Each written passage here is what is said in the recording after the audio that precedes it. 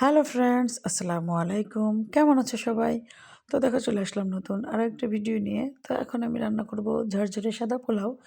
আর তার জন্য চালগুলোকে আমি ভালো করে ধুয়ে নিয়ে পানি ঝরিয়ে নিয়েছি। তো চলো এবার রান্নাটা করে নিই। তো প্রথমে আমি কড়াতে তেল গরম করে এর মধ্যে পেঁয়াজ বেরেস্তা করে নেব। এটা বেরেস্তা হয়ে গেলে তুলে নিয়ে ওই তেলের মধ্যে আমি 3টা শুকনো লঙ্কা ভেজে নেব।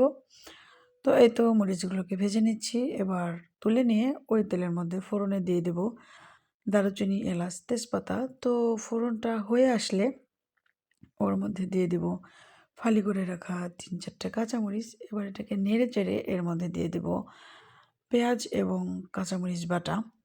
তো এটাকে একটু নেড়ে চেড়ে এর মধ্যে দিয়ে দেব আদা, রসুন, জিরে বাটা। তো এবার পুরো মশলাটাকে কাঁচা গন্ধ যাওয়া পর্যন্ত এবং তেল ছেড়ে দেওয়া পর্যন্ত সুন্দর মতো ভেজে নেব। আর দেখো আমার মশলাটা তেল ছেড়ে দিয়েছে। এবার এর মধ্যে দিয়ে দিব ওই ধুয়ে রাখা পোলার চালগুলো।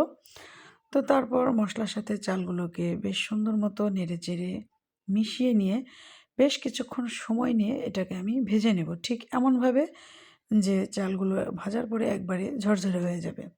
তো দেখো আমার চালগুলো ভাজা হয়ে গিয়েছে। তো এবার এর মধ্যে আমি দিয়ে দিব পানি। ঠিক যতটা চাল নিয়েছি তার দ্বিগুণ পানি। তো পানিটা দিয়ে দেওয়ার পর ফুটে ওঠা পর্যন্ত অপেক্ষা করব। এই তো দেখো পরিমাণ মতো পানি দিয়ে দিলাম। আর দেখো আমার চালটা ফুটে উঠেছে।